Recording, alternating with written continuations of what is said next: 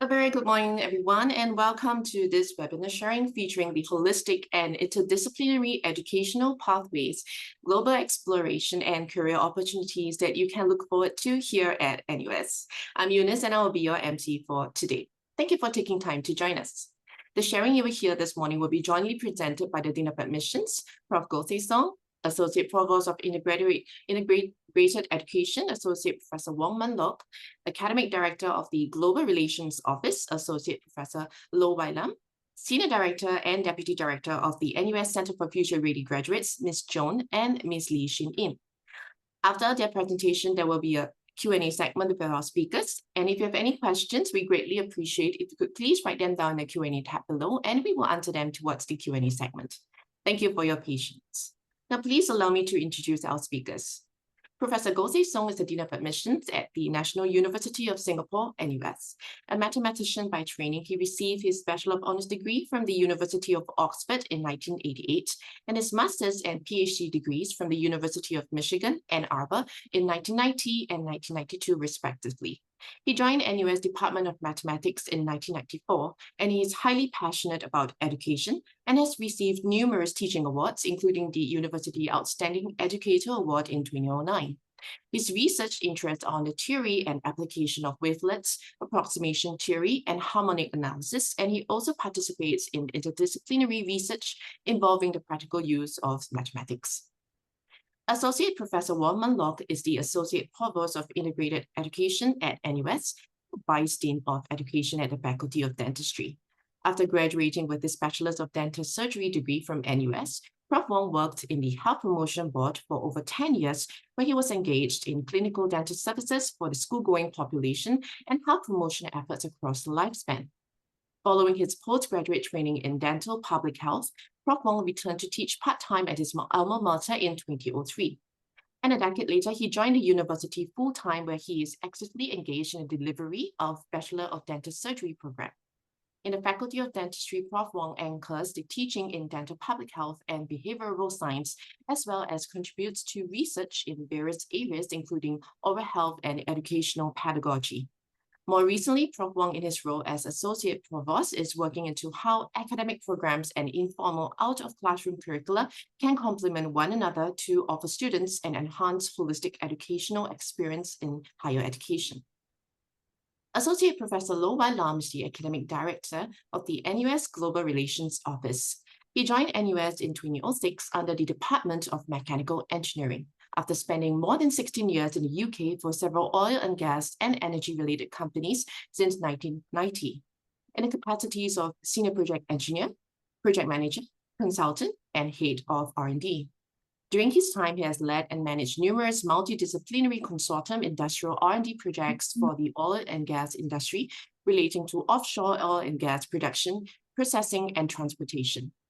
Prof. Loke has also successfully invented, patented, and developed numerous novel devices and systems for the oil and gas industry. Through his innovative work, Prof. Loke has received several prestigious international awards, including the Royal Society Esso Energy Award and Gold Medal in 1998, and a Special Meritorious Award for Engineer Innovation from Hart Petroleum International, USA, in 1999. Prof. Loke is a chartered engineer and a member of the Society of Petroleum Engineers. He is also one of the program managers for the Center of Offshore Research and Engineering, CORE for short. Ms. Joan is the Senior Director of the Center for Future Ready Graduates, CFG for short, in NUS, and leads a talented team of career advisors, industry insiders, life skills enthusiasts, tech and marketing evangelists at CFG.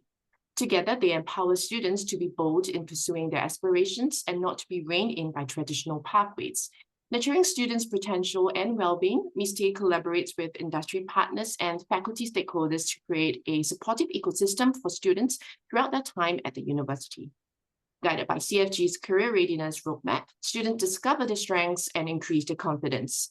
They learn to transform their fears and overcome obstacles to forge ahead in the competitive job market, elevating themselves amidst change and complexity. Ms. Shin is the Deputy Director for CFG at NUS. She leads the Life Skills Development Team and oversees the career advisory teams at the School of Computing and College of Humanities and Sciences. In this role, she leads the design and delivery of suites of life skill programs and serves as career advisor in the School of Computing. Prior to joining CFG, Ms. Lee was an active volunteer in the CFG programs, including the Global Mentorship Program, Women's Professional Development, and Comms Lab. Prior to joining NUS, Ms. Lee spent almost 20 years in the banking and finance industry, and after graduating with a degree in chemical engineering from Imperial College London, she started her career at UBS Investment Bank in London and later joined Pictet Asset Management, where she spent almost 15 years, latterly as Chief Executive Officer of Pictet Asset Management in Singapore. Before joining Pictet, Ms. Lee spent a year as Program Director of SEO London, a non-profit organization that serves university students from underrepresented backgrounds. Without further ado, let us begin the session. May I invite Prof. Go? Thank you. Very good morning to all of you. Very warm welcome to this very unique webinar where actually you see that we have different colleagues representing different sectors of the university to tell you about how we can put together a holistic learning experience to our students. Let me get my slides up and then we'll get started.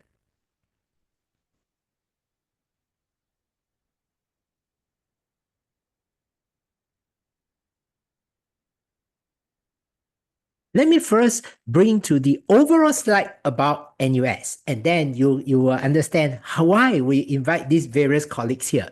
Now, in terms of the university education experience provided by NUS, academics is one aspect. One aspect in terms of academics, and we actually offer more than 60 bachelor's degree program.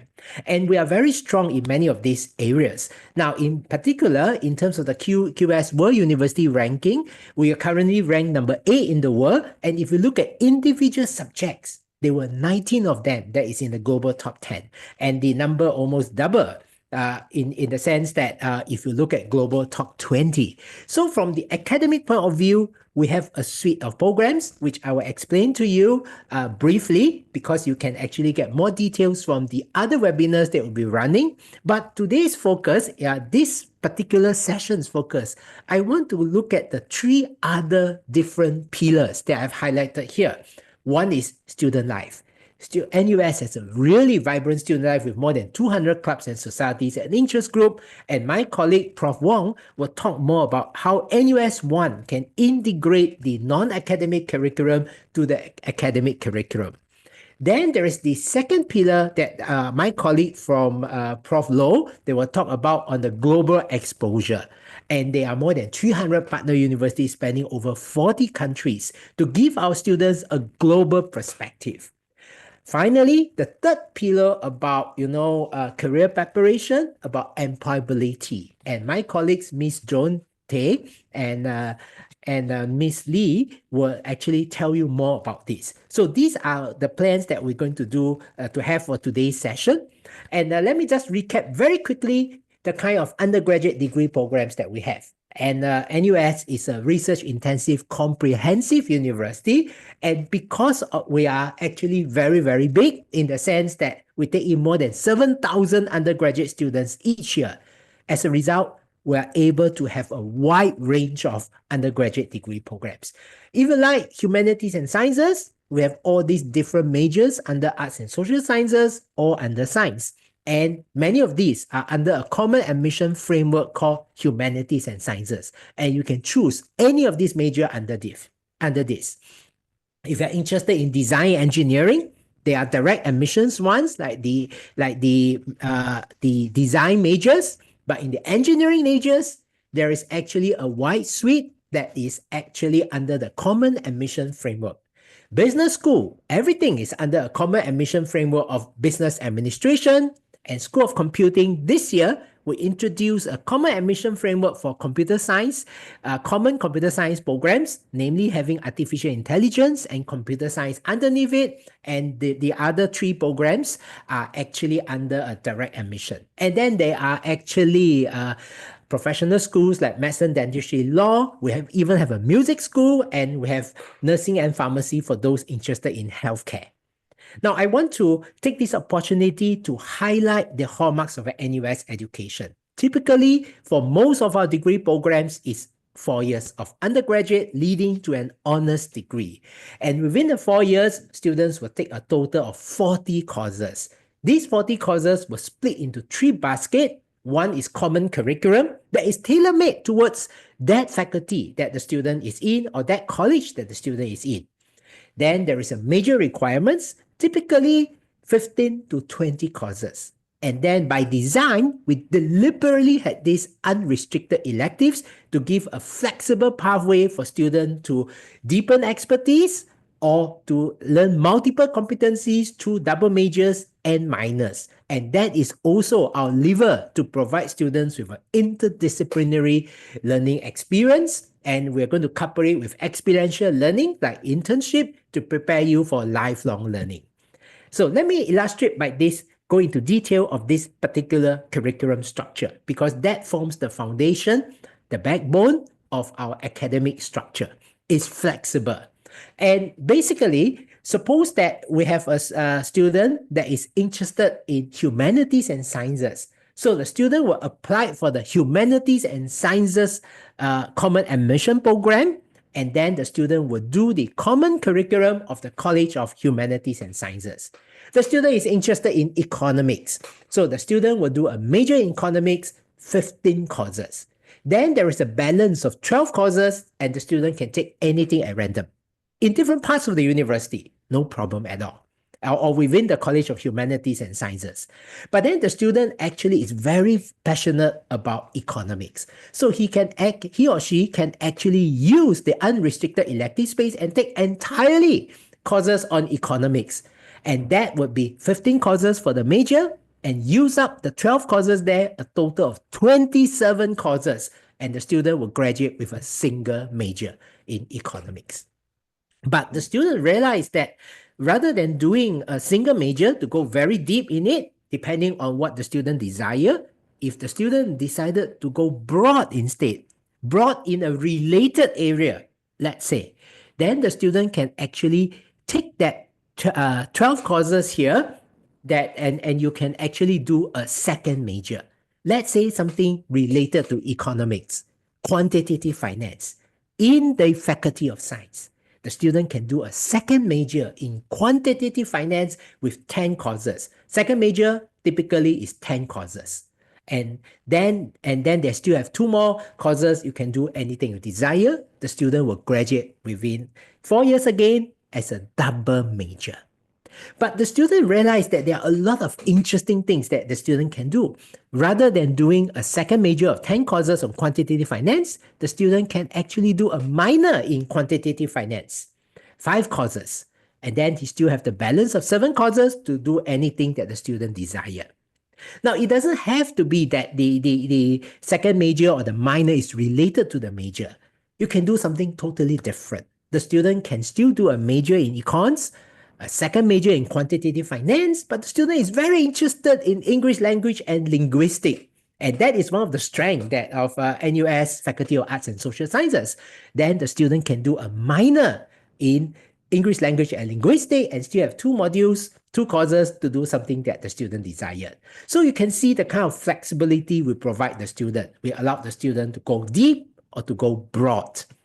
And if you have read the newspaper recently, we have actually go big on AI for AY 2025. For 2025, we are launching 2 new majors in AI-related discipline. One major is a major in artificial intelligence. It's a computing degree, and that is under the common admission framework of the Common Computer Science program. The second major is a new major in robotics and machine intelligence. And that, again, AI plays a role, but the focus is more on hardware and it's more about robotics. So that is the second major, another new major. And this new major is an engineering degree. And this is actually under the common admission framework of engineering in the College of Design and Engineering. So there are 2 new majors that we have launched in AI. And at the same time, we have launched a new scholarship called NUS AI Talent Scholarship. These are for well-rounded Singapore citizens with excellent academics, CCA, and leadership skills, and the student is pursuing a full-time undergraduate degree in either one of the following: It could be AI, it could be computer science, it could be business, AI systems, or robotics and machine intelligence. Now, we do realize that AI is everywhere, but it doesn't mean that AI is only restricted for students in computing or in engineering or in STEM discipline. Now, we realize that even in humanities and sciences, AI will play a role. So this year, we also launched a fifth residential college with AI focus and called Acacia College. In Acacia College, students will do 4 courses that is related to generative AI, AI programming, and machine learning. And these courses can be counted towards the home faculty. May it be business, may it be humanities and sciences, or computing, or science, or engineering. They are common curriculum requirements. And of course, for students who aspire or interested in a liberal arts kind of education, there is another way they can enhance your learning. Now, that is NUS College. NUS College has a total of 14 courses, and instead of doing the faculty requirements or the common curriculum of the home faculty, they will do the NUS College requirement to replace some of it and also replace some of the unrestricted elective space. The major requirements of the home faculty, no change. That is something for you to consider if you are interested in the kind of interdisciplinary, broad-based curriculum coupled with residential stay for at least 2 years. And some students say, I want to stretch myself. I'm very interested in research. Is it possible to do research as an undergraduate in NUS? The answer is a resounding yes. For students who are passionate about research, they can actually take part in the undergraduate research opportunity programs. They can take part in the second year. If they like it, they can do it again the third year in the final year project. There are again opportunities for you to do research. And that you will work together with your professors in a specific scientific topic or the research topics. So this is another aspect that you may consider. And of course, in terms of a holistic NUS experience, one thing you may consider is living on campus. And to live on campus, we have a variety of places for you to stay: halls of residence, residential college, NUS college, student residences, and houses. And all these, some have meal plans, some have academic classes, some have more activities, and activities is not just for the sake of activities, but activities to develop you holistically. And talking about developing one holistically through student life, I think my colleague, Prof. Loke, will be the most suitable person, so I'll pass the time to Prof. Wong. Prof. Wong, please. Thank you very much, Prof. Go, and a very warm welcome and good morning to everyone on this NUS webinar. I think as a university, we're very excited to join you on this journey as you engage and embark on a new phase and a new season of your education as you move towards higher education. Well, as a university, we are committed to educating and developing future-ready graduates. The value of future readiness cannot be underestimated in this current world where we are faced with rapid changes, increasing complexity, as well as increasing uncertainties. Many of the skills that we may have associated with certain jobs and certain roles will emerge and evolve and change over time. And so therefore, there is a need for us to ensure that at the end of the day, our graduates are not only equipped with domain knowledge in their respective areas of study, but also be equipped with life skills that will go with them along the way to ensure that they are successful in their careers. So over the next couple of minutes, I'd like to share with you how the National University of Singapore journeys with our students, not only on the academic aspects of their higher education, but also the non-academic aspects, where we focus a lot on student life and how the holistic educational experience will enable our students to be future ready. So allow me to just share some slides with you in the next couple of seconds. So I'm going to share with you a little bit about the NUS One experience, where we seek to bring to our students a holistic university experience. And what do we hope to achieve at the end of the day through this holistic educational experience are a couple of future-ready sort of attributes that we want to see in our graduates. So what are some of these future-ready attributes that we're looking at? So to prepare our graduates for the future, it is important. It is important for our graduates to be able to have knowledge mastery and domain expertise in their respective chosen fields of study. And this is often done also at the multidisciplinary and interdisciplinary levels, because recognizing the fact that many issues that we face today need multidisciplinary approaches to find solutions to these issues. But apart from knowledge mastery and domain expertise, there are other skill sets which are equally, or sometimes, if not more important as well. And what are some of these skill sets and attributes that we're looking at? Well, first of all, intellectual inquiry as well as cognition. This is the ability to remain intellectually curious about things. And this is important because it will drive independent, self-directed learning even beyond graduation. And this is where critical thinking is important, where we question issues, we question matters that we face so that we can come up with the most innovative and the most effective sort of solutions. Apart from intellectual inquiry, there's always a need for us to be self-aware, where we can develop our own personal effectiveness. And this is where we begin to look at our strengths and see how we can play on our strengths and also sharpen other areas of our personal development for personal effectiveness. Next is the area of resilience. And early on, I mentioned how we are living in a world of rapid change, rapid increasing complexity, as well as uncertainty. And this is where resilience, adaptability, and flexibility are so important as we encounter this ever-changing world. Next is the value and the importance of interpersonal skills. And this is not just interacting with one another, but it also involves communication skills. So for a successful career, I think one of the important things is really to be able to work well with others, to work well in teams, so that collaboratively we can come up with solutions, we can effectively address the issues that we face. Last but not least is the ability to look beyond our shores, to be able to possess that global outlook, that global engagement, so that we can become global citizens who are able to contribute not only locally, but beyond our shores as well. So apart from knowledge mastery, which many of the degree programs will provide, the other skill sets and the other soft skills are equally important. And these skill sets can be honed within the classroom as well as outside of the classroom. And the outside of the classroom experience is really what NUS One is all about as we journey with our students to provide them with that holistic educational experience. So as a university, we constantly review our formal curriculum through the different programs that we rolled out. So earlier on, Prof. Go shared with us the hallmarks of the NUS education by way of its academic programs. So more recently, one of the sort of innovations that we've introduced on the education front is interdisciplinarity, as we recognize that many disciplines need to work together to effectively come up with solutions to address issues at hand. But at the same time, the informal curriculum, which takes place outside of the classroom, is equally important because it offers our students with opportunities to develop other skill sets so that when they complement these with their academic sort of achievements, you'll find that they will be able to become more effective individuals. Out-of-classroom experiences can be achieved through various platforms.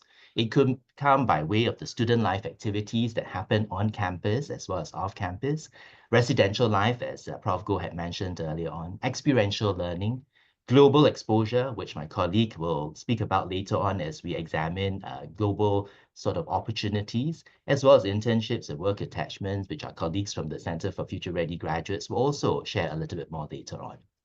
At the end of the day, NUS One is an opportunity for us to offer a holistic educational experience that prepares our students for their present educational experience in the university and also for the future demands of a complex world that they will graduate into.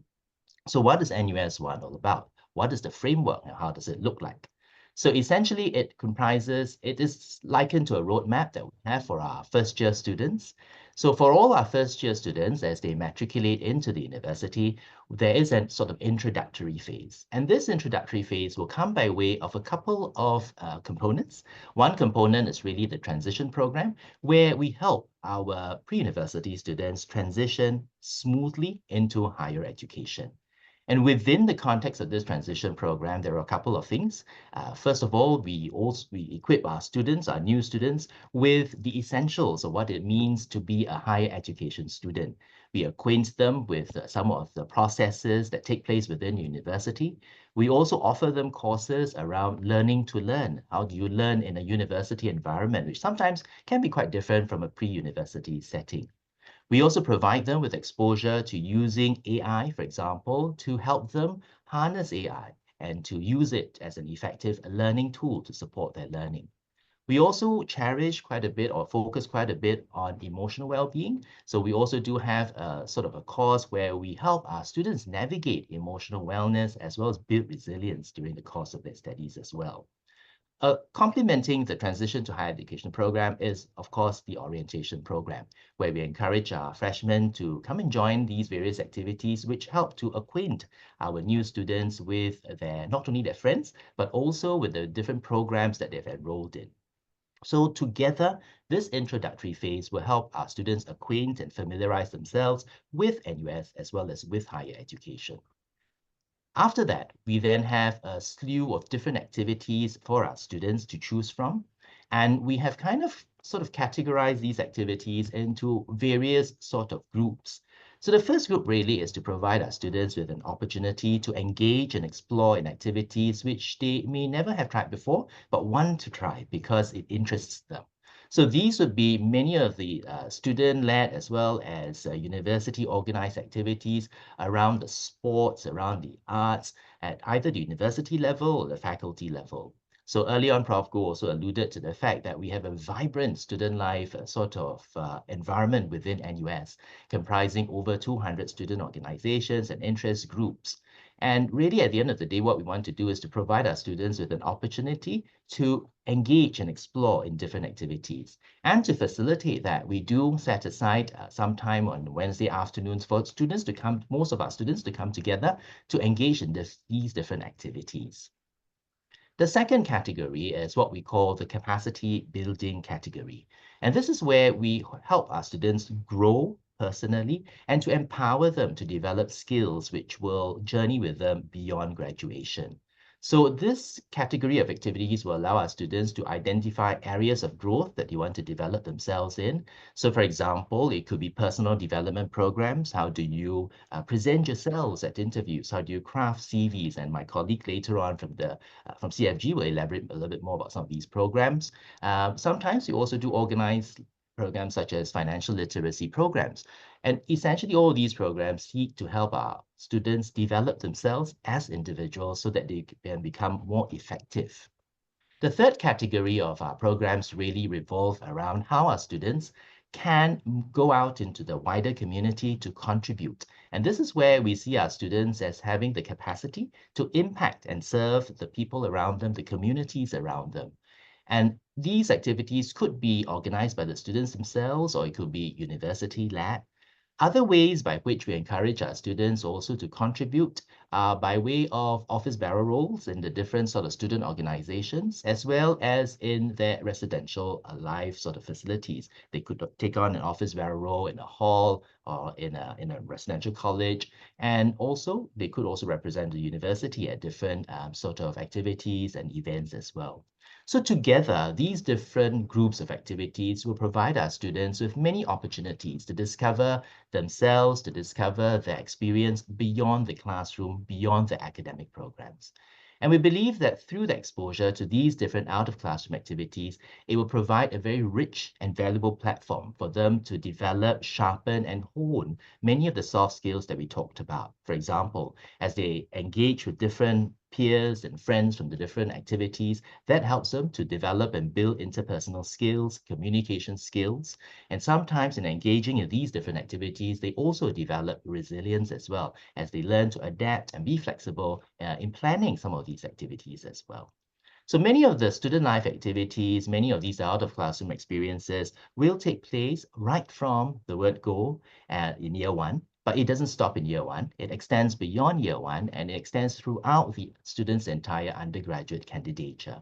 so that at the point of graduation, they will then be able to have the opportunities to develop some of these different attributes, these different skill sets beyond knowledge mastery as well as domain expertise. So in short, what NUS 1 represents is a deliberate and an intentional attempt to enhance the synergies that exist between the formal curriculum by way of the academic programs, as well as the informal curriculum by way of various activities and programs that take place outside the classroom. It begins in the first year and definitely doesn't stop in the first year. In fact, that's just the beginning, and it runs through the entire undergraduate candidature. And this will provide them with ample runway to experience different activities, to engage in different roles, and in so doing, develop themselves further. It certainly will provide undergraduates with the opportunity to be better ready for higher education as they take part in the transition to higher education program, and also future readiness as they develop the skill sets and the attributes that we spoke about. Next, NUS 1 also will enable our students to not only develop themselves academically, but also discover areas of growth beyond their discipline-specific sort of areas and programs. And this is important because I think after their candidature as an undergrad within the university, as a graduate, they will then be able to develop themselves to become more effective individuals ready to make a difference in the world around them. And last but not least, certainly the NUS 1 experience is really to provide our students with a more holistic university experience as a whole. And undergirding this entire NUS 1 experience is the NUS, or the university's educational philosophy, where at the end of the day, we want to train, nurture, and develop graduates who are not only well prepared in terms of their various academic focus areas, but also beyond that. So in essence, the NUS 1 initiative is the university's approach to providing all our students with a holistic experience, beginning with a smoother start to university by way of the transition program. And as they come on board, we provide them with a journey, a roadmap of the different programs, activities that they can engage in for a journey of self-discovery, a journey of self-development. And finally, at the end of the day, when they leave us, hopefully they would have had a holistic university experience and a great story to tell of the experience on campus at NUS. So with that, I will now hand over to Wai Lam, who will share with us a little bit about the global opportunities that lie ahead of our NUS students, and I'll be happy to take any questions or further clarifications later on. Over to you, Wai Lam. Thank you. Just let me get my slides ready.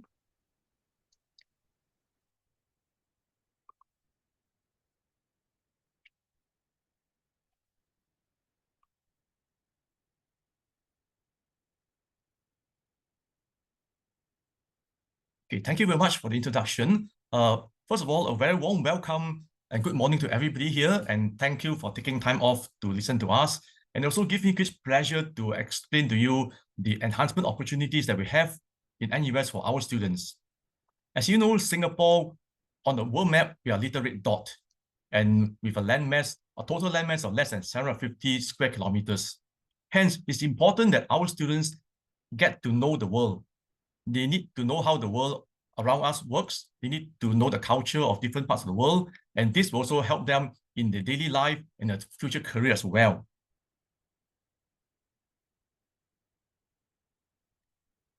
So the question is, why go abroad?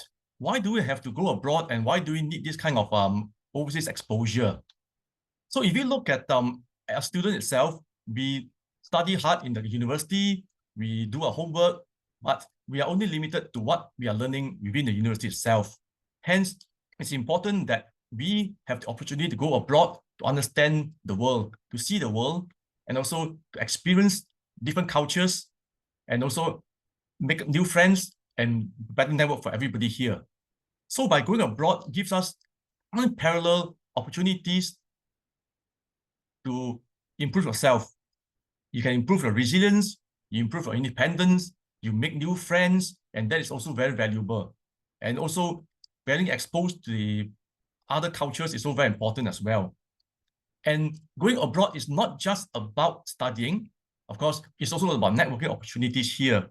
You go to a different university, you go to a different location, you need friends, you meet friends, you meet new people, and there you can build a network of friends. And this can last you a long time. can last you a whole lifetime as well.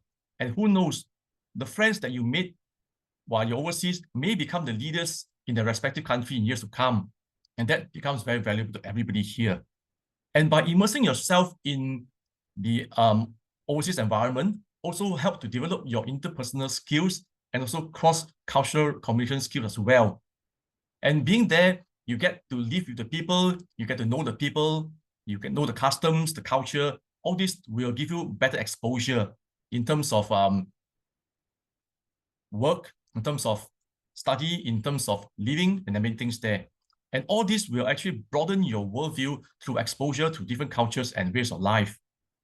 We, in NUS Global, we strive to give student opportunities to go abroad, to experience the world, to have the exposure there, and also to understand more about what we have and what we don't have, and what we need to improve on. And being overseas not only allows you to make new friends, but you may also learn new languages as well. You can be going to places like Germany, France, Spain, other places which speaks a different language. There, you also have the opportunity to learn the new languages there. And then having these new languages there will also allow you to have a better CV when you look for jobs in the future. This will also broaden your horizon as well. So this is very important for you to do that as well. What do we have in NUS?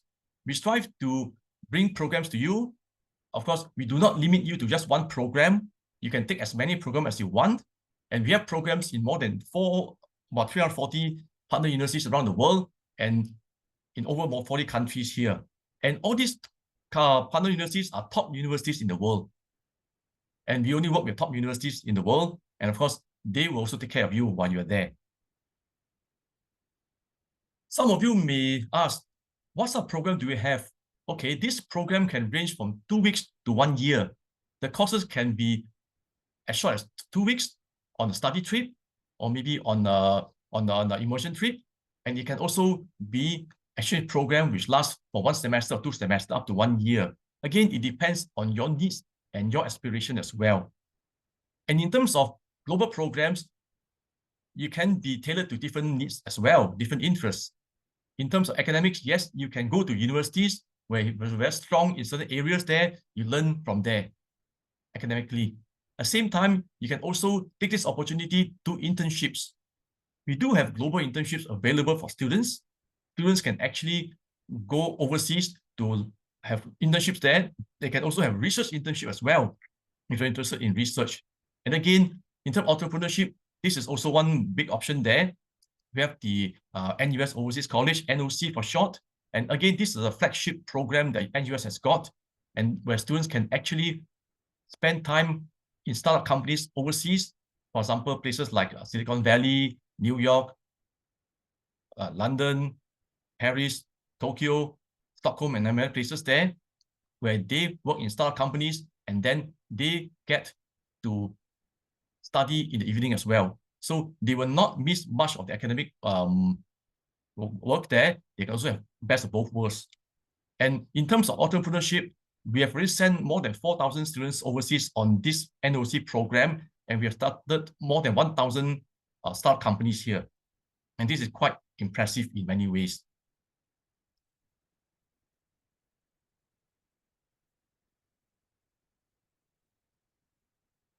Sorry, my mouse is not working at the moment. Okay, so let me start with the student exchange program here. Student has the option to study abroad for 1 semester or 2 semesters.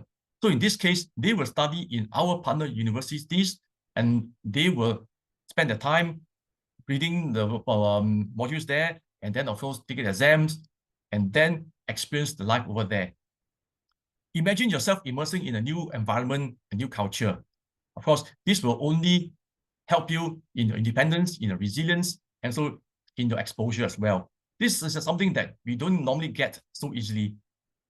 You are there for 1 semester, so you get to see new friends, you get to make friends with them, and then you also get to travel a bit, and this will only enhance your exposure and many things there. And while you're there, you may be reading courses that is unique to that country as well. You can read courses relating to your major, yes, and map back to your majors in NUS, but equally, you can also be reading courses that is only available in that country. You can use up your unrestricted elective and work on certain or read certain courses that you have there or interest. So there's no limit to what you can study. In fact, some students can be doing something like pottery and can doing something even like dressmaking or whatever if they want. And then this can be mapped back to your unrestricted electives here. And we also understand that in terms of the studying in a different university, the marking scheme may be different, the grading scheme is different.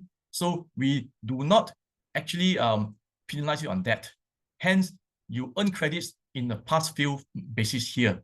As long as you pass the modules there, you get the credits.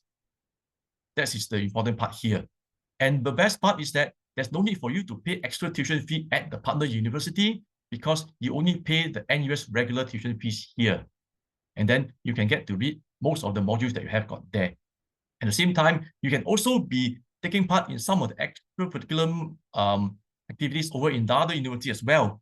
So we have students joining sports there, doing something mountaineering on other activities overseas, which is something that you don't get in Singapore. So this is something that will benefit yourself in many, many ways.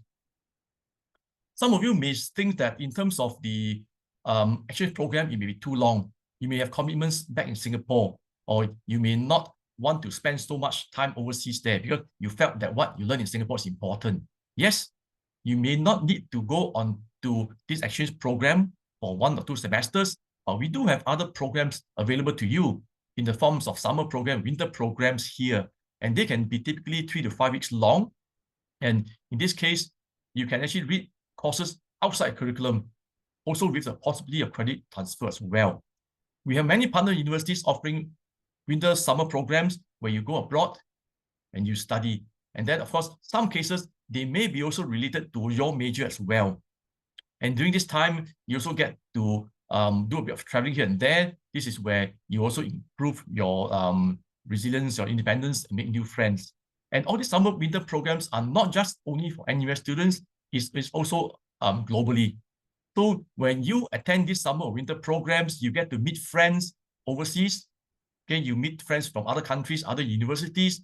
There you can build up your network again. And this is very, very important here. And again, these winter summer programs are during your semester breaks, meaning that you're on holiday at that time, so there's no disruption to your academic schedule here. Over winter, there's also quite a lot of programs there where students actually go to places that they don't normally go to. Like for example, some students like to go to places where it's cold, when it's snow. So you get to see the snow. Those are also very good. So make full use of your school break while you can.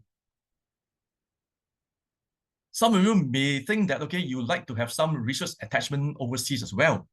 It is possible as well. Again, we have partner universities out there which also allows you to spend time there from 3 weeks to 1 semester, and then you get to work under the mentorship of various faculty members at reputable universities there. And then again, these internship opportunities may also be very different to what you have back home. And this may be based on new technology or some different things there that you can benefit from.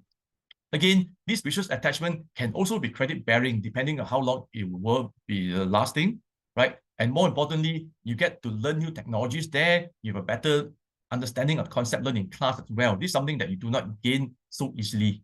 And more importantly, for those people who are interested in doing research as a career, well, this is also one of the best ways for you to gain insight into a career in academia as well. So this is something which we want to consider as well. And again, there are also plenty of partners who offer these opportunities for our students. Apart from exchange program, apart from the internship program, we also have study trips for students. And again, this is a flagship of our office in the form of a study trip for engagement and enrichment here. We call it STEER for short. And this program is typically 2 weeks long. This program allows you to explore emerging and fast evolving markets through immersive education and cultural experience here. So this is actually a combination of lectures either from our own professors or from the industry. Then following the lectures, you will get to go for site visits, industrial visits, At the same time, you also get to interact with the local students and also the local communities there. There will also be trips for you to understand a bit more of the culture as well. So this is something that you don't normally get while studying here. So we bring you overseas on a trip where the places that you do not normally go to, and this is where you gain a lot more. And again, fundings are available for these programs here. And this is one program that I've led last year, and we brought students to Chongqing and Chengdu in 2024. This was back in June. And again, this is also a special program that brought students there, and we have professors going there as well. So we professors bring you to Chongqing and Chengdu, and then we conduct lectures there. And the theme for that particular trip was on renewable energies, and also how or can renewable energies save the world. So that's why I'm over here, right, with other students there. We have a group of 54 students going there, and then we give lectures over there, and then this lecture will be followed by industrial visits. We brought students to visit the car factory, electric car factories. We brought the students to photovoltaic factories where we see how the photovoltaic cells are being manufactured. We brought students over to even the battery factory as well in BYD as well. So students get to see firsthand how these are made, and also with the experts there explaining to them some of the technologies involved. And this was actually something that you don't normally see at home. At the same time, we also make sure that students have good exposure to the culture as well. And you see over here, we brought students to the Chengdu, the Sichuan Opera. And then, of course, we get to interact with them as well. So they have a very good mixture of lectures, 2 lectures, I would say, industrial visits to various industries there. At the same time, cultural visits. There was also a cruise as well, which we also actually see the Yangtze River. So it's something that the students really enjoy. And then again, these are something that we specially designed for the students' learning experience and also the exposure as well. For those staying in residential units, there's also other initiatives available to you as well. And this is in the form of what I call the Southeast Asia Friendship Initiative, SFI for short. And then these initiatives are focused mainly on SDGs, sustainable development goals. Okay, and of course, coupled together with innovation and enterprise. And again, this is credit bearing, and there are also fundings available as well to defray some of the costs involved here. And these are trips to Southeast Asia, because Southeast Asia is our neighbor. We need to understand our neighbor a lot better because we have to survive in this place here, right?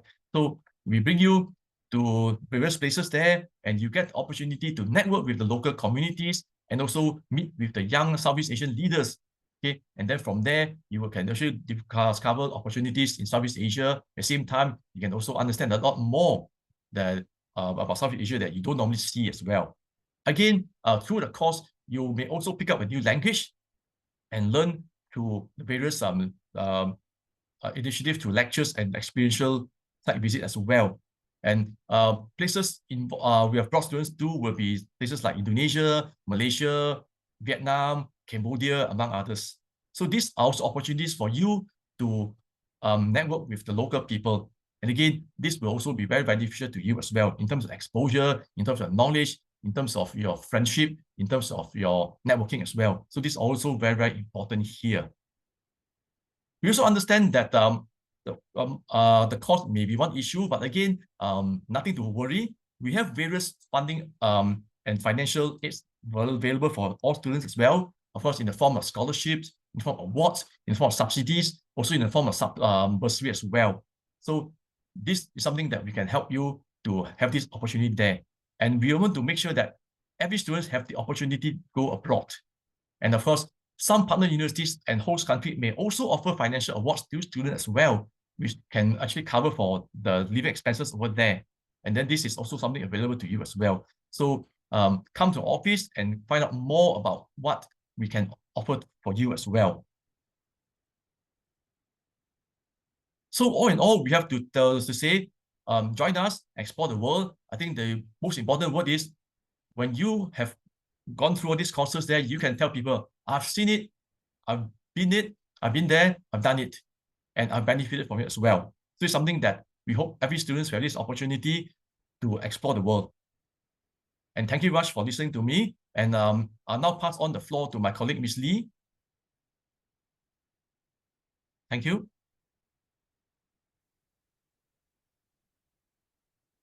Good day. Thank you for having me in the NUS Open House webinar. As you have heard from our presenters, university life is full of possibilities, but it can sometimes feel daunting. This is why it is completely all right to enter university without having a clear sense of what you want to do. In fact, many of our graduates discover their true calling along the way. They go on to achieve things they never thought possible, be it excelling in diverse industries, launching their businesses, transforming organizations, or advancing well-being in their communities. The journey you start here at NUS will open doors you might not yet even see. At the Centre for Future Ready Graduates, we provide students with a comprehensive range of career support, leveraging digital technologies and face-to-face interactions, always with the students' needs as a central focus. From day one, you'll be guided on the career resources available so that you can personalize your activities in each year of study. And by the time you graduate, you would have acquired the right skills and experience to achieve your goals, be it gaining meaningful employment, starting out an entrepreneurial venture, or pursuing graduate studies. No matter what you do with your future, you will have plenty of opportunities to interact with professional executives and business leaders, to build lifelong connections and friendships through our industry events, mentorship programs, internships, and on-campus recruitment. On top of that, you are part of the NUS Alumni Network, opening doors for you to forge connections worldwide. And all students are assigned a career advisor to guide you throughout your time in NUS. So you are not alone. Now, let's hear from my colleague how CFG can help you make the most of your time in NUS to expand your mind, your horizons, your skills, and networks.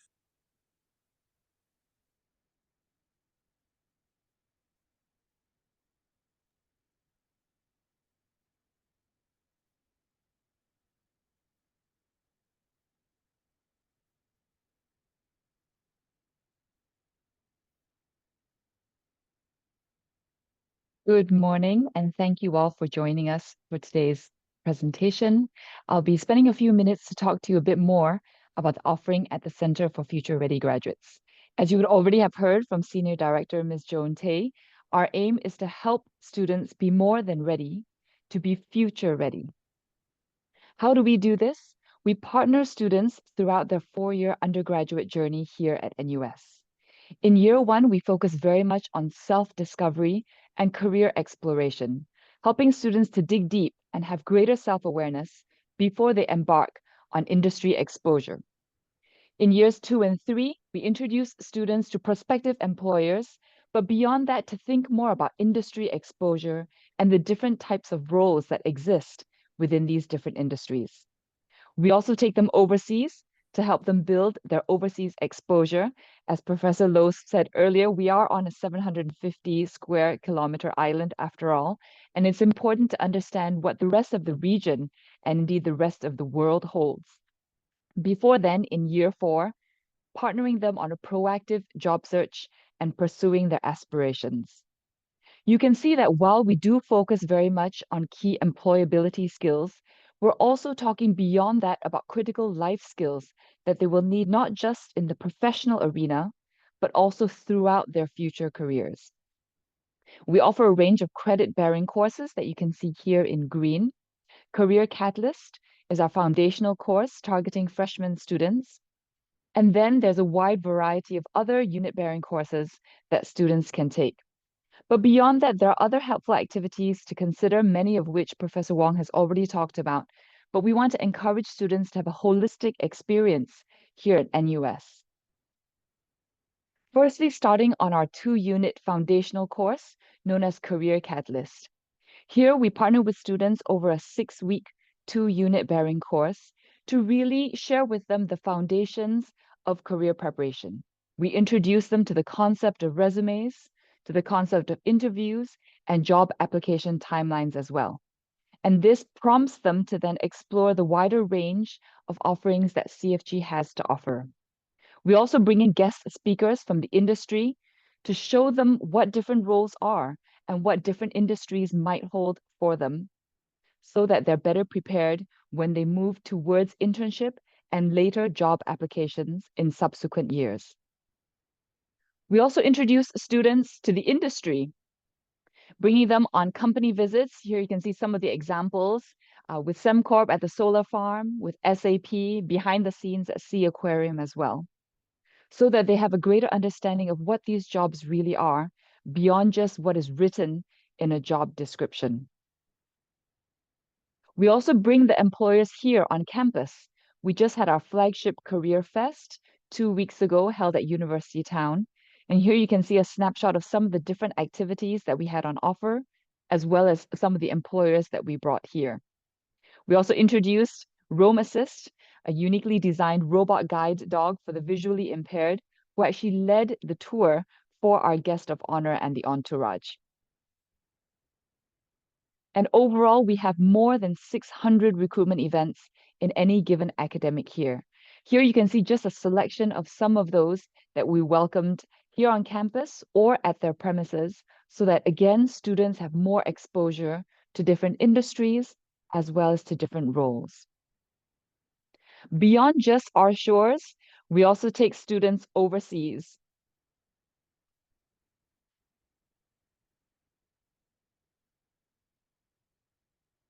Here you can see just a quick snapshot of one of the videos filmed by students at a recent trip to Vietnam on one of our GII trips, Global Industry Insights.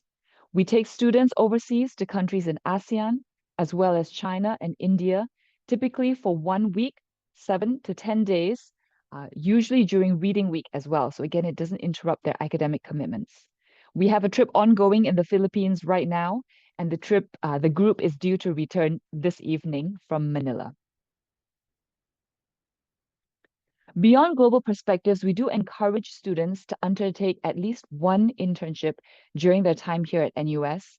You can see for the past academic year, we had over 10,000 internships facilitated for our NUS students, and 90% of the class of 2024 reported at least doing one internship. Internship is also an important route for full-time conversion, with over 40% of the interns from the previous graduate class being offered full-time roles. And 85% of those students reported finding these internships useful in gaining a greater understanding of the role of the company and of the industry. There are many different routes available for NUS internships, both unit-bearing as well as non-unit bearing. Some will be administered by the faculty, and some of the majors will have graduation requirements that involve some of these internships. On the CFG side, we also facilitate a number of different vacation internship programs locally as well as overseas in other locations. And as Professor Loke shared earlier, we also have a range of NUS overseas college opportunities available to our students. So to find out more, you can also scan this QR code to learn more on the CFG website. At CFG, we have both a high-tech as well as a high-touch offering. On the tech side, earlier when we shared the video of Senior Director Ms. Joan sharing more about CFG's offering, it was not a recorded video of Ms. Tay. It was actually an AI-generated avatar video of Ms. Tay.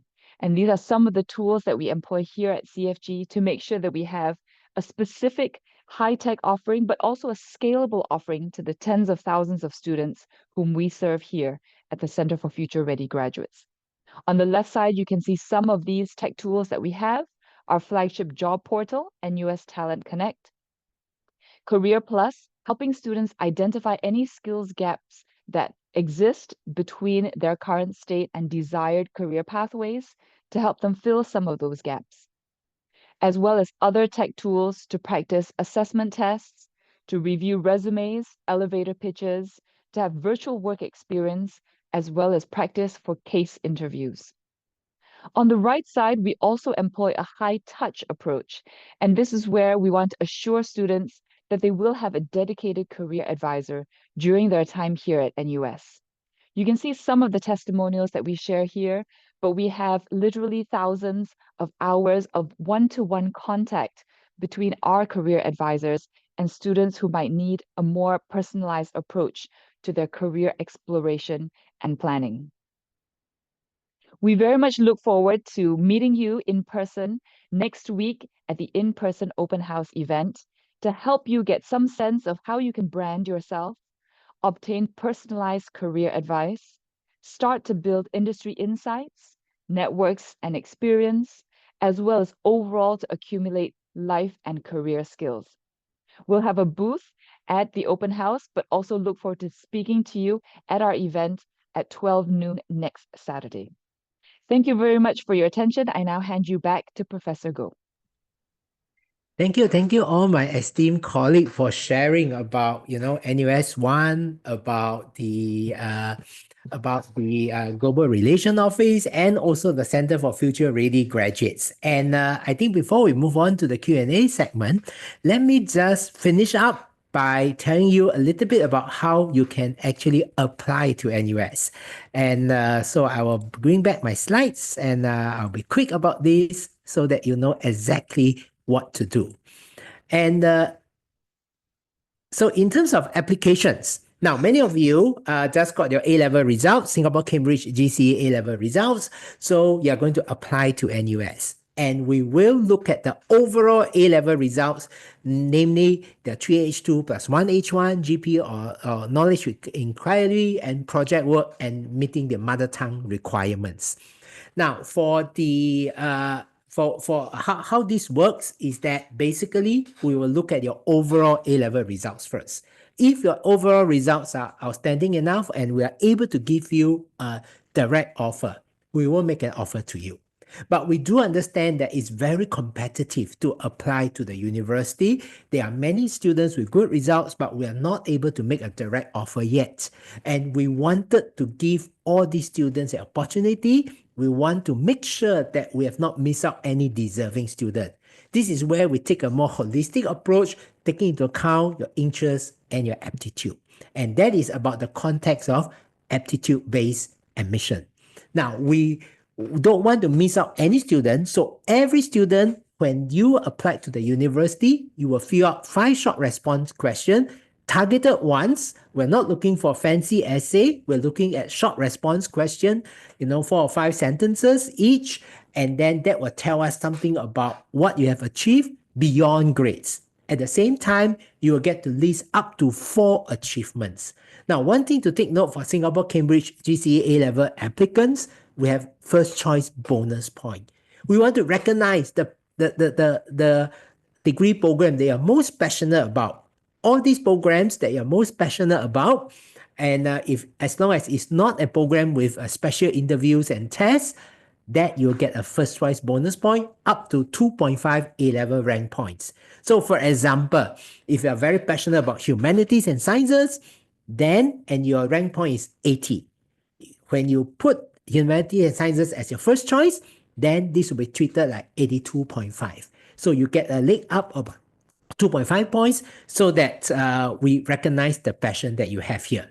Then for the other students in this webinar, we have other qualifications such as international qualifications. Feel free to please visit our website and you can actually get the details of the respective requirements. Now, do we have scholarships? Now, for Singapore citizens with outstanding results, we do have what we call NUS scholarships. Now, we have various kinds of NUS scholarships, like Global Merit Scholarship, NUS Merit Scholarship, like the new one that we've introduced, AI Talent Scholarship. All those who are good in sports or visual arts, we also have special scholarship for that. All our scholarships are bond-free, full tuition coverage, plus living expenses.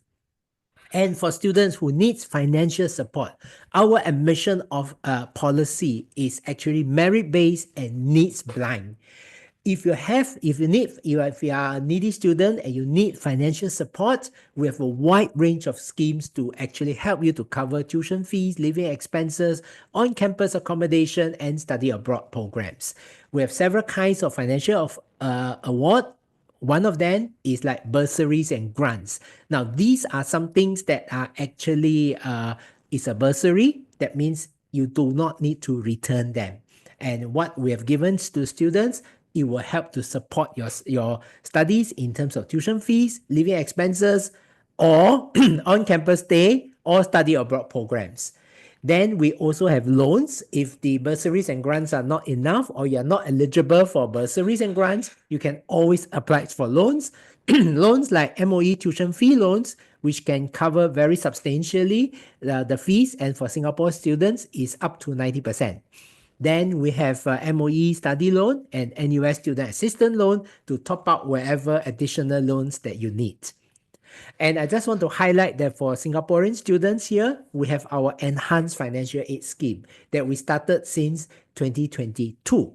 And what happened under the enhanced financial aid scheme is that if your per capita income, total income of the family, divided by household members, if it's not more than $1,100, then you will get the government bursaries, but that doesn't cover all your tuition fees. NUS bursary will come in and top up the rest so that you do not need to pay any fees.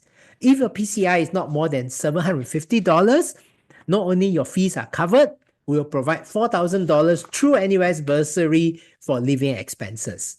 Now, if you stay on campus and you go for overseas programs, there are financial support available, but they do not cover everything.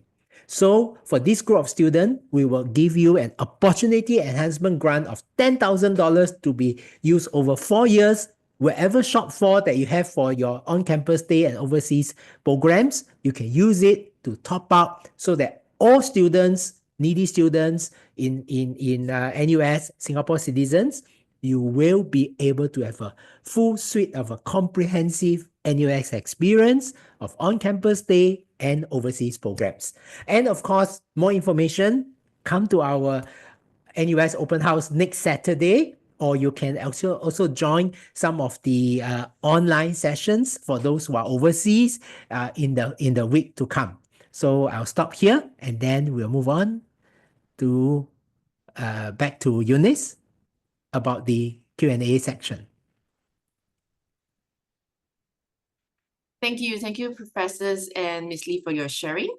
Let's now move on to the Q&A segment. And I'll hand the time back to Prof. Goh, who will be moderating the Q&A with the rest of our speakers. Prof. Goh, please. Thank you. And thank you, my esteemed colleague, Prof. Wong, Prof. Loke, and Ms. Lee for joining me. And of course, the avatar of Ms. Joan Tay. Now, we deliberately had the avatar there is to highlight to all of you that this is really a VUCA world ahead. And AI is everywhere. We need to embrace change. Change is the norm now, and we need to be ready. We need to be prepared. Now, we deliberately had our colleagues from NUS 1 on Global Relation Office and also for Center for Future Ready Graduates to be here.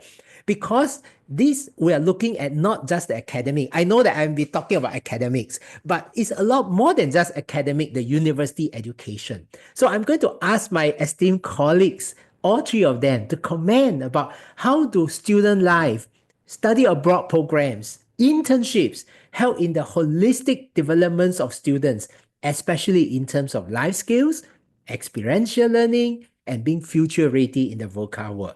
Now, this is a more philosophical kind of question. I'll let them comment first, and after that, I'll move on to more specific things that I think some of you actually indicated when you signed up for the webinar, and I can also see some of the questions posted in the Q&A. So maybe I'll start in the same order that my three colleagues gave the presentation. So first over to Prof. Wong. Okay, thank you, Prof. Goh, for that question. I think indeed, in this world of constant change and uncertainty, multiple diverse experiences are important. And so certainly the classroom will provide a first stop, right, for our students to engage with one another, engage with the faculty on the academic aspects of their degree programs. But outside of the classroom, I think that's where the diversity of experiences will come in. And where are these outside of classroom experiences going to come from? They can come from various sources, one of which will be the student life activities. So take, for example, if a student engages in an interest group, like a sport or an art, so you find that sports obviously will allow you not only to develop yourself in that particular sport, but I think a spin-off from participation in these sort of activities will also allow you to build resilience. It will also further widen your sort of network of friends, and that will help you develop interpersonal skills. I think also sometimes in many of these different activities, there might be sort of abrupt changes that arise, right? As for example, if you take on a role of a planner for an activity that you're going to organize, and along the way, there might be a need for changes to be incorporated. And this then allows an individual to exercise that whole spirit of adaptability, flexibility, as well as resilience as well. So I think how the out-of-classroom experiences by way of student life or by way of residential life for that matter, I think will provide our students with that diversified sort of range of experiences that will complement their learning in the classroom so that at the end of the day, they become better equipped, better future ready. Thank you. That's very well said, Prof. Wong. Now, I think there are other aspects you can learn also that from Prof. Lowe's presentation. I did notice that he alluded something about staying overseas, learning to manage your life. So maybe I'll pass over to Prof. Lowe to actually elaborate further about what else students can gain if they go for an overseas experience. And you know that we are very committed. You look at our financial aid. We do all we can to make sure that all students get this opportunity. So let's hear from Prof. Lowe about this. Thank you, Prof. Go. Yeah. Okay. As educators, we can teach you in lectures. We can teach you the academic stuff, but we cannot teach you how to deal with the world. We can't bring you to the world and teach what to do. So you have to be there to experience it yourself. And then exposure is very important. That's why we strive to give students all these opportunities to go abroad.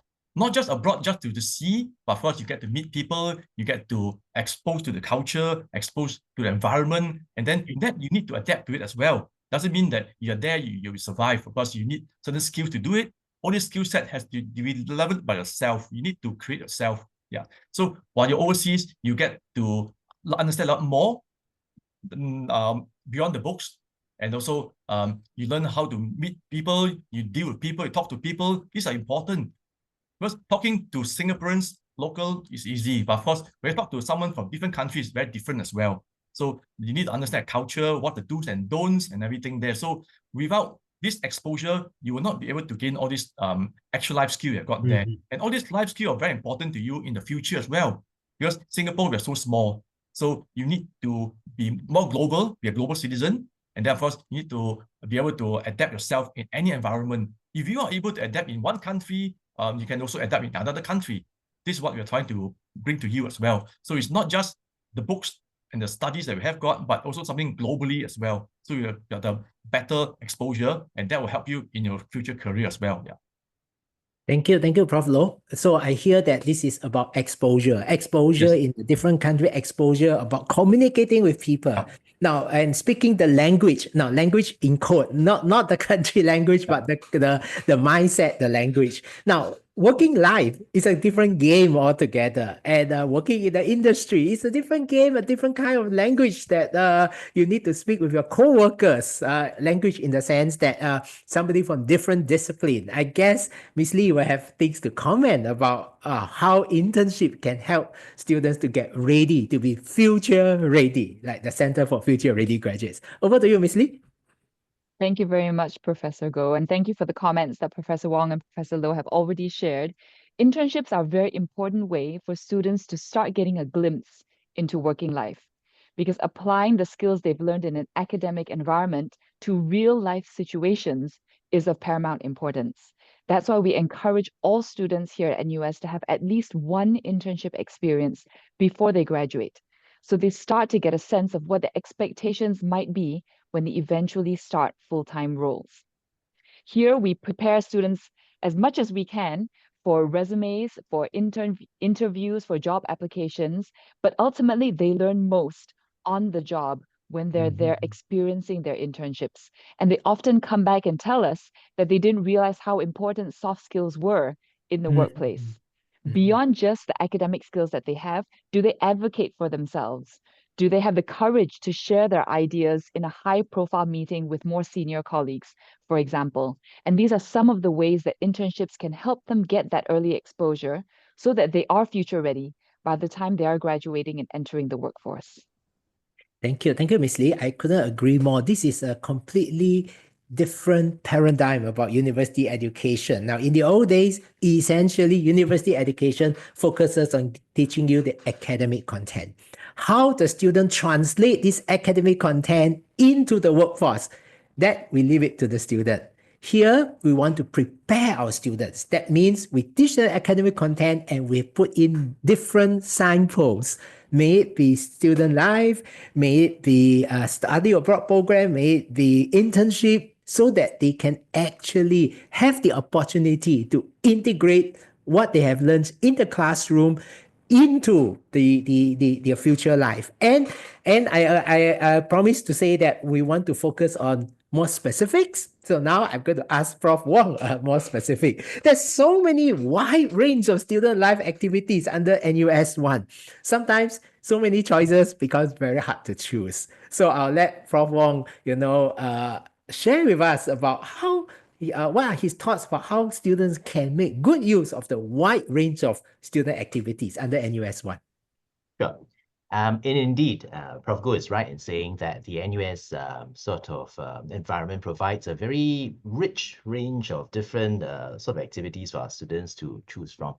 In fact, there are over 200 of such activities, and sometimes it can be quite mind-boggling, right? Wondering which one to engage in. I think first off, I think is to be aware of what's available. And so typically for all our NUS students, we do have what we call a student life fair at the start of the new academic year, where we allow our students to go and try and see for themselves what is available for them. I think that's the first, have an awareness of what's available. Secondly, I think it also boils down to personal interests. So if there's an area that you feel that, you want to kind of find out a bit more, or you want to develop a deeper interest in, then you can identify and look for these activities. And that's precisely what NUS 1 seeks to do. It provides that roadmap to kind of show people or students that, this is an area, different programs that you can consider, you can explore, you can engage. After the exploratory phase, and then if your interest sticks with it and you really want to deepen it further, then there's opportunity for you to engage further, find out a little even more about it, and then slowly develop that deeper interest. I also believe that across the 4 years of undergraduate education, there'll be ample opportunities to try different things. And then at the end of the day, it's like a sampler, right, of all the different activities. And then finally, you might zoom in on the one area that you particularly like and you are akin to. Yeah, so I suppose two things. One is to be aware of what's available, and that's what NUS 1 tries to do, to curate the available resources and the programs. And then secondly, basically, find what interests you. Yeah. Thank you, Prof. Wong. I think these are very good and concrete advice. And I saw that some of the questions posed there when my two colleagues, Prof. Lowe and Ms. Lee, were giving the presentation. There are some questions that I think students are interested for the opportunity of study abroad programs, are interested in internship. So a practical thing here is that some students are wondering, will all students have an opportunity for study abroad programs? Will all students have an opportunity for internship? Maybe there are quota restriction or things like that. And which year of study should they actually go for study abroad programs and for the internship? And how long are these? I think it'll be good for students to plan at the early stage to think about their NUS journey. So maybe I'll invite Prof. Lowe first, and then followed by Ms. Lee to answer this couple of questions. Yeah, thank you very much. So all students are given the opportunity to go abroad, whether it be a short-term or long-term project or program here. In fact, students can even start planning in the first semester break as well. It's as soon as that. So there's no limit for them to go on different places here and there. In fact, we have first-year students going on the study trip in the first holiday in December. So they started their term in August and they go on the first trip in December. So there's nothing stopping them from going on all these trips here. And of course, opportunities are always there. In terms of exchange program, of course, students can go there in year 2 all the way to first semester of 4, but however, most of the bulk of students will go in the year 3. Yeah, the reason being, most students will have to do the dissertation in year 4, meaning that they don't want to disrupt the dissertation there. And of course, you can't go in year 1 because you're not ready yet academically. Yeah, so most students will start planning their overseas abroad program in year 1 or even year 2. Of course, depending on what you're interested in, study abroad for 1 semester, then you start planning in year 1 and year 2. So you apply for it, and then once you get it, then you start preparing for it. But of course, other enhancement programs like the STEER trip, the SFI, and all the other summer-winter program, they're always available. So there's plenty of opportunity for you to apply and then to go on all these things. So there's nothing stopping you from doing all these courses here. Yeah. Thank you. Yeah. Thank you. Over to you, Miss Lee, about internships, Thank you, Professor Go. For internships, generally the preferred timing is in your penultimate year summer. So this is the summer holidays between your 3rd and 4th years. This is one of the top preferred routes for employers to fill the subsequent year's graduate class. So they've had the opportunity to work with you for 12 weeks or more and really assess the fit for you versus the role and team that you've been in. It's also a great opportunity for interns to assess the fit, whether they choose to pursue that role in that particular team and firm. So for many firms, that's one of the biggest sources of the subsequent year's graduate class, the interns from the year prior. However, I think students can get additional exposure beyond that as well through internships either in winter or in the summer holidays of prior years. The only thing that they'll need to be careful about is graduation requirements that exist for their major of study. So they'll need to ensure that they also meet the graduation requirements that might take the form of an internship. But beyond that, we encourage, particularly in the penultimate summer, to gain meaningful internship experience. So essentially, I hear that planning is very important.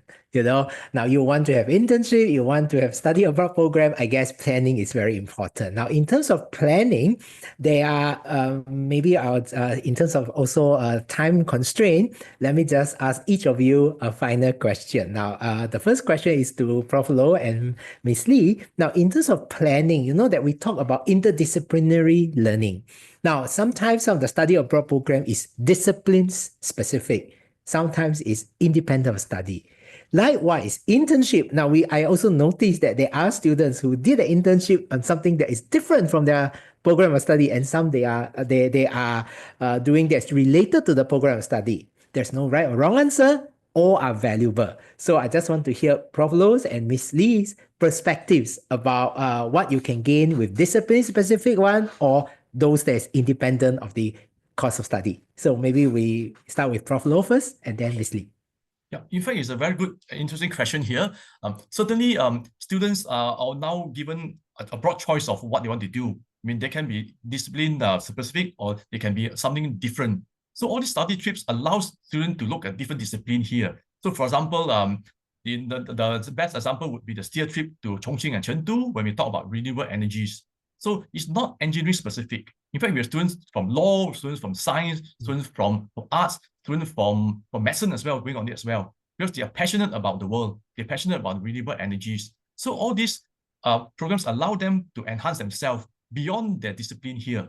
And it is also something that we try to offer to everybody here so that they are not restricted to any of their discipline there. And also, in terms of planning-wise, I think it's quite important as well. So in our Global Relations Office, we do have a planner as well to allow you to try to plan what you want to do. And also, we have our colleagues here who will be able to help you as well. So feel free to come to our office, and we have officers there to help you to plan your journey as well. So just come to us. And also, one important thing is, please do not delete our emails, because all these emails from our office gives you all the opportunities to go on these programs there. Over to Ms. Lee. Yeah. Thank you, Prof. Lowe, for very practical advice. Ms. Lee, over to you. Thank you very much. Please also do not delete any emails from the Center of Future Ready Graduates or any staff at NUS, in fact. Absolutely, I completely agree with Professor Lowe. Planning early is very important so that you start to get a sense of how much time you have and how much you'd like to fit into the time that you do have.